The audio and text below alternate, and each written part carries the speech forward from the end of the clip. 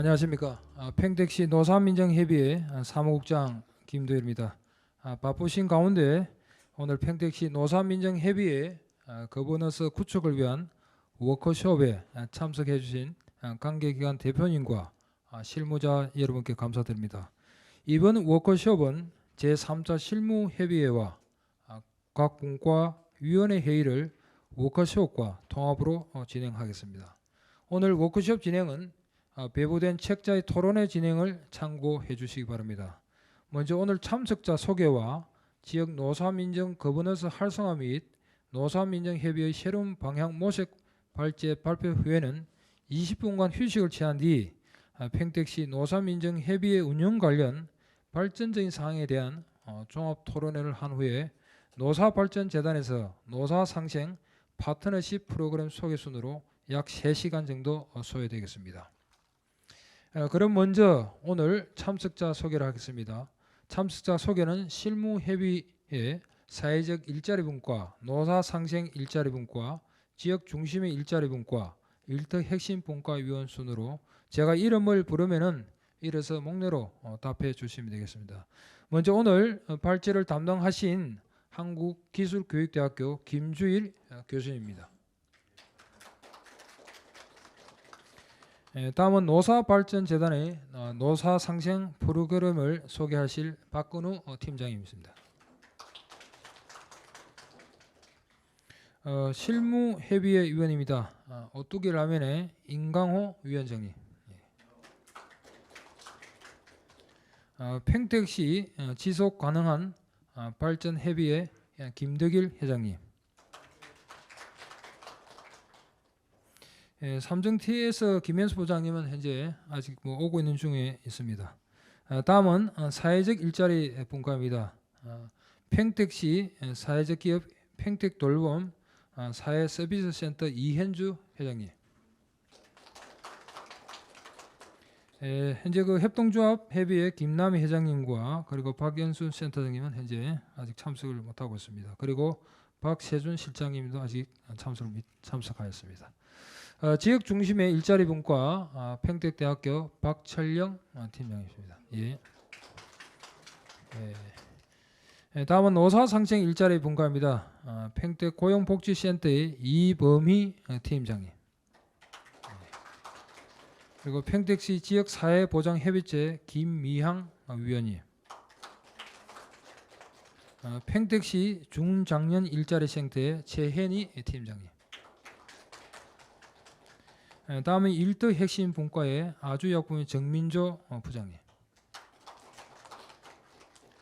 그리고 사무국 운영 관련 지원에 협조해 주시는 우리 팽택시 일자리 창출과의 김은숙 팀장님.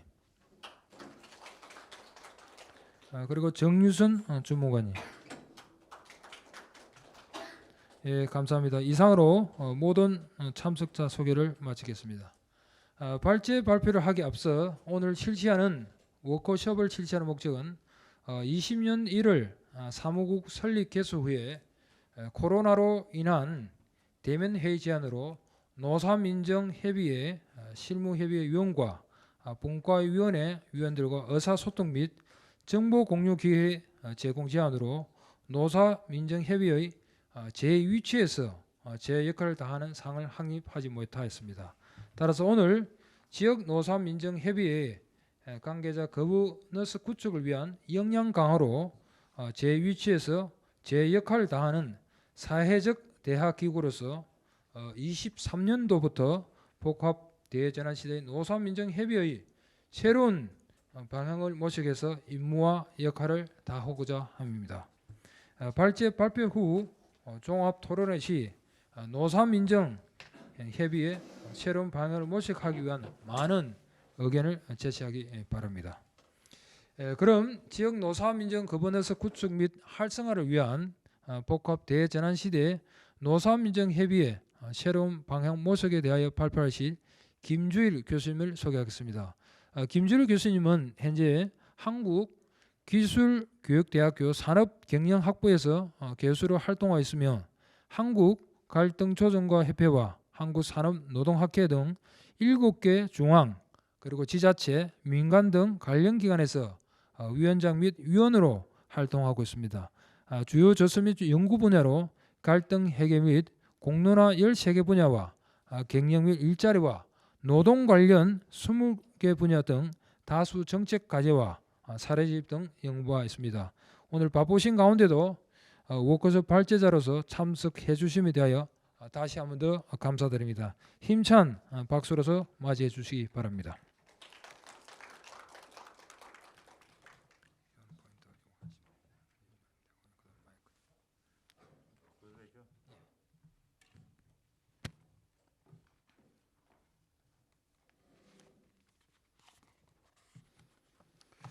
예, 안녕하세요. 예, 김주일입니다. 이렇게 단상 위에서 하니까 상당히 본의적이고 이렇게 보이는데 좀 오늘 같은 자리는 브레인스토밍하면서 편하게 이야기해야 되는데 너무 위에서 하는 것 같아서 좀 그러긴 합니다만, 예. 오늘 이야기해야 될 내용들이 노사민정협의회 지역 거버넌스 이렇게 막 이야기를 많이 하는데 사실은 지역 사회적 대화 관련된 내용들이고요. 예. 그래서 사회적 대화는 사실 편하게 해야지 되거든요. 예. 이렇게 서로 간에 여러 가지 지킬 거 다 지키고 하면 쉽지 않은 것 같아요. 그래서 제가 시작하면서 좀 재미있는 이야기 하나를 해드리면은 그 경희대학교 후마니타스 컬리지라고 하는데, 예, 거기에 인문대학이에요. 거기에 그 김진애 교수라는 분이 있는데 그분이 수업 시간에 말을 다 놔요. 말을 까요. 그러니까 반말로 수업을 하거든요. 그래서 학생 간은 물론이거니와 학생과 교수 사이에서도 다 말을 까는데 반말이라는 표현을 안 쓰고 평어라는 표현을 써요. 그래서 뭐 주일아 하고 부르는 게 아니라 그냥 주일 이렇게 불러서 학생들이 교수 부를 때도 지네 뭐 이렇게 부르고요.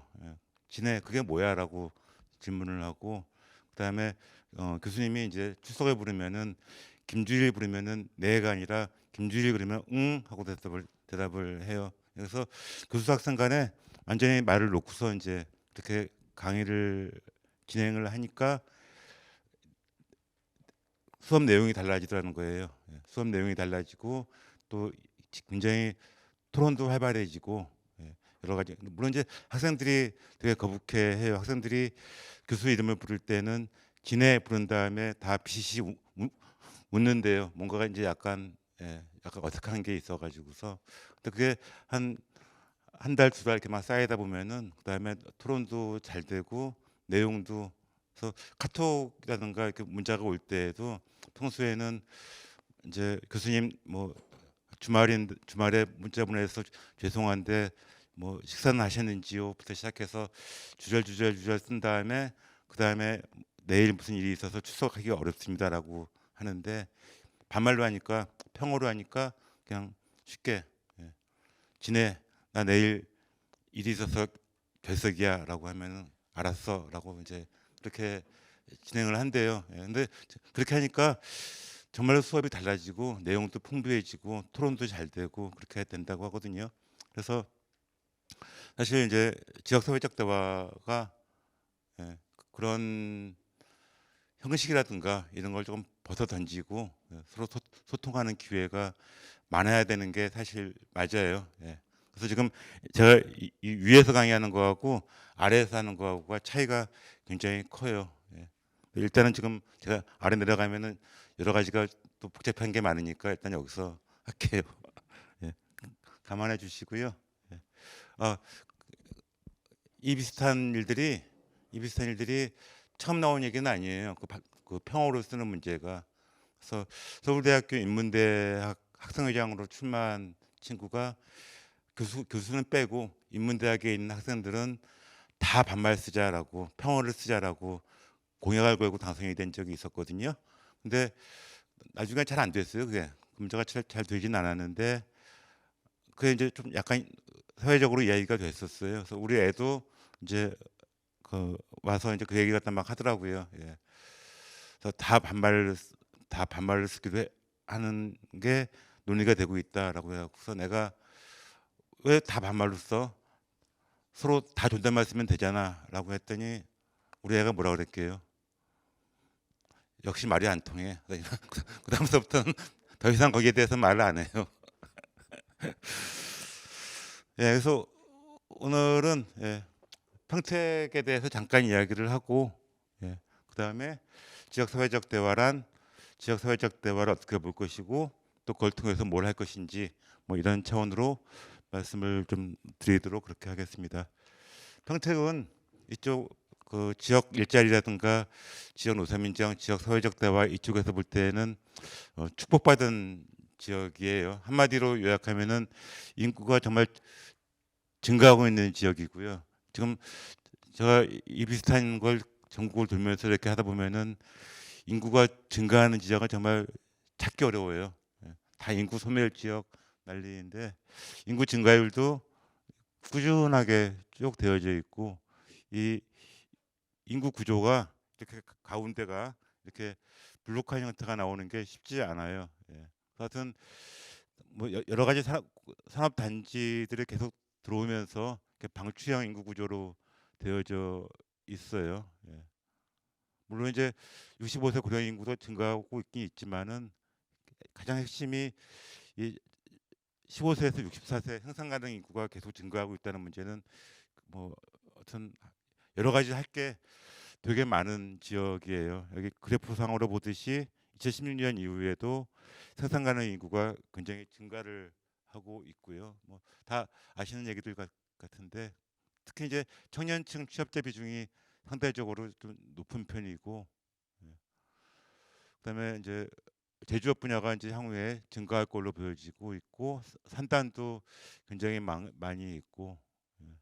그다음에 산업단지 삼성 반도체 공장들 들어서는 문제들, 예. 아무튼 이런 산단들도 계속 들어서고 있고 뭐 이런 문제들이 있어요. 그래서 다른 지자체하고 비교를 하기 위해서, 예, 이렇게 보면은 이쪽은 제조업 강세, 이쪽은 서비스업 강세 그러면은 평택이 상당히 이제 뭐 오산, 시흥, 구미, 아산, 안산, 김해 뭐 이런 지역하고 같이, 예, 그래서 제조업과 서비스업이 동시에 강세인 지역으로 이야기할 수 있을 것 같아요. 예. 그래서 이런 지역들의 문제는 광역에서는 경기도하고 울산, 예, 기초에서는 아까 이야기한 평택서부터 뭐 여러 지역들이 이제 여기에 해당이 되는데 기본적으로 공업 지역에 해당이 되고 제조업 중심이고 장시간 노동, 임금 수준, 그 임금의 문제하고 장시간 노동하고가 이제 아마도 임금이 꽤 높을 거고 평택을 따로 조사하지 않았지만은 OT 비중이 굉장히 높을 거예요. 예. OT 비중과 그 임금이 이제 같이 높은 지역이라는 이야기는 장시간 노동에 의한 제조업이 많다는 이야기 들을 것 같고요.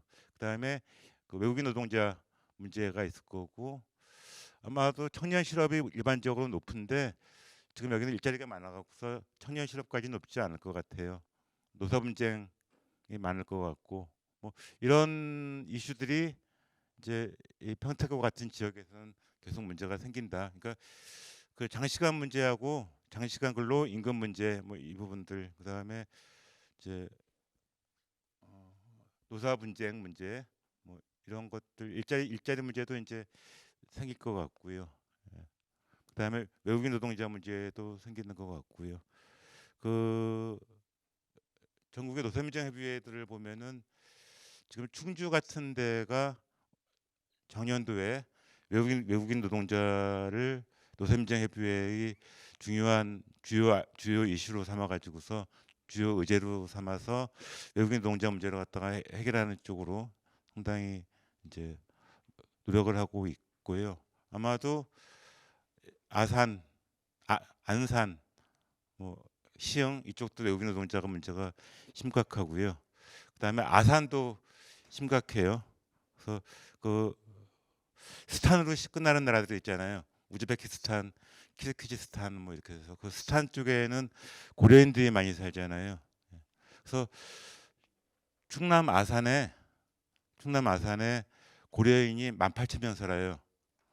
한 마을을 갖다가 장악해서 그 마을에 있는 초등학교는 점차 고려인들이 들어오기 시작하니까 다 나갔어요. 한국 사람들이 다 전학가 가고서 학교 교장과 학교 선생님만 한국 사람이고 나머지는 다 고려인들로 된 초등학교가 생기기 시작을 했고요.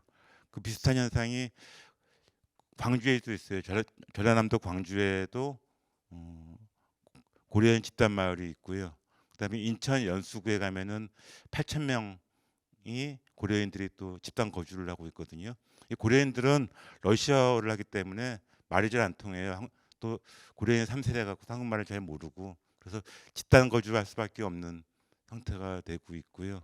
이게 충남과 평택에서 좀 문제가 되는 이유가 아산에 있는 고려인들이 평택으로 일을 하러 와요. 그래서 그 불법이긴 하지만은 그 인력 공급 업체가 있어갖고서 평택에서 아산에서 평택으로 이제 보내고 있는 이런 현상들도 많이 나타나고 있고요. 그래서 이런 상황들을 갖다가 분석하는 이유는 노사민정협의회를 지역의 노사민정협의회를 하면서 지역의 상황을 갖다가 좀 이거보다 훨씬 더 많이 분석을 해야지 돼요. 그래서 지금 여기도 아마 경기도에도 인자유가 있고 뭐 이렇게 되어져 있는데 해외에서는 무슨 일자리 사업을 한다거나 아니면 뭐 이렇게 한다고 하면은 제일 먼저 하는 게 그 지역의 리소스 맵을 그려요. 자원 지도를 먼저 그리고 우리 지역에는 뭐가 있는지 이걸 찾은 다음에 그 다음에 거버넌스를 만들고 그 다음에 사업을 시작을 하거든요. 한국은 어떻게 하나요? 한국은 제일 먼저 하는 게 이건 약간 비약이긴 한데요. 한국은 제일 먼저 하는 게 평가 지표부터 만들어요. 그래서 그 사업하는 놈 평가해야 되니까. 그래서 실제로 미국의 와이어드를 벤치마킹해서 한국의 인자율을 만들었는데 제일 주로 벤치마킹하는 게 평가 지표들을 많이 벤치마킹 해왔더라고요. 어쨌든 지역에 대한 분석을 해야지 의제들이 발굴될 수 있을 것 같아요.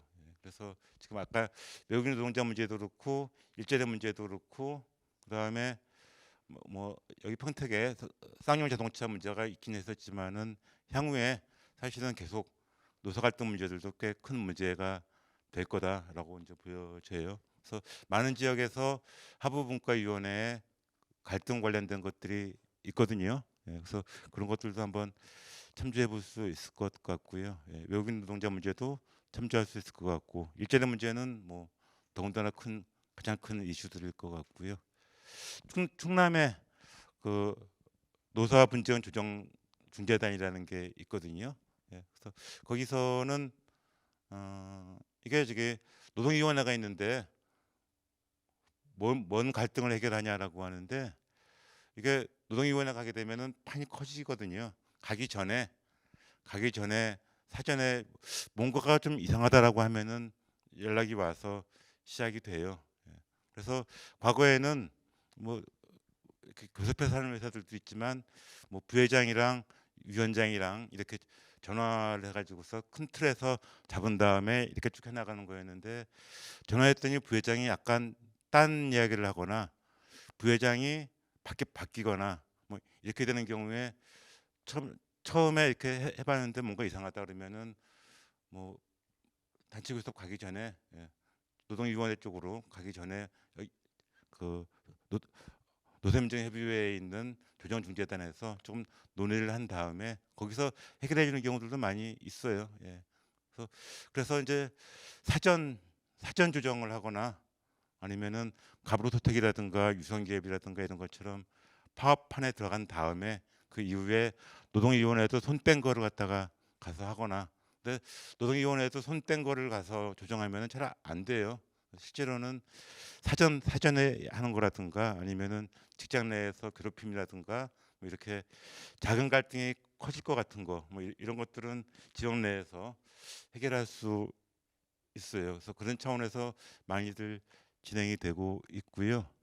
그다음에 또 하나는 외투 기업이 들어오면은 한국에서는 그냥 무작정 회사를 세우는데 외투 기업은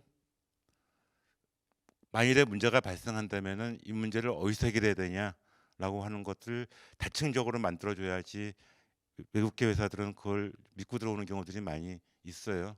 그래서 노동위원회가 있다라고 해도 우리 지역에서 이런 위원회가 있으면 된다라고 해서 그래서 경기도에 그 맨 처음에 외투기업 분쟁조정센터가 만들어진 게 김문수 지사 시절에 외투기업 유치를 하기 위해서 그런 걸 설치한 거였었거든요. 그래서 그런 맥락에서도 한번 좀 고려해볼 필요가 있다. 이거는 뭐 일종의 공부하는 거라서 후딱후딱 지나갈게요. 예, 그래서 뭐 일단 지역사회적 대화하면은 이쪽 노동 문제 그러면은 ILO부터 이야기를 하니까 이게 국제노동기구거든요. 그래서 국제노동기구에서는 지역사회적 대화를 지역 주체가 직접 참여하는 거다. 예, 지역의 구체적 해결책을 찾는 걸 목적으로 한다. 그다음에 국가보다 더 다양한 구성을 갖다가 한다.